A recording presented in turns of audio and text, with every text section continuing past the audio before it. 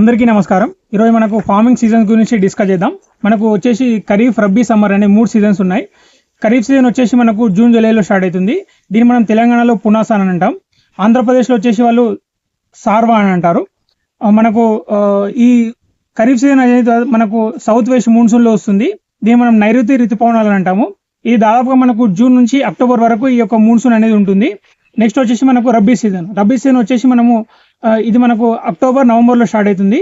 ఇది మన తెలంగాణలో వచ్చేసి మనకు దీన్ని ఏమంటామంటే యాసంగి అని అంటాము. ఆంధ్రప్రదేశ్లో వచ్చేసి వాళ్ళు దాల్వా అని అంటారు.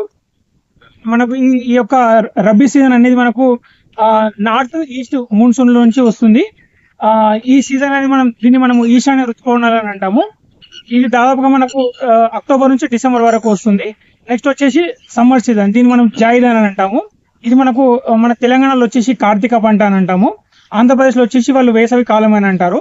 ఈ వేసవి కాలంలో మనకి ఏమైతుంటే హాట్ వెదర్స్ అనేవి ఎక్కువ వస్తాయి. Thank you.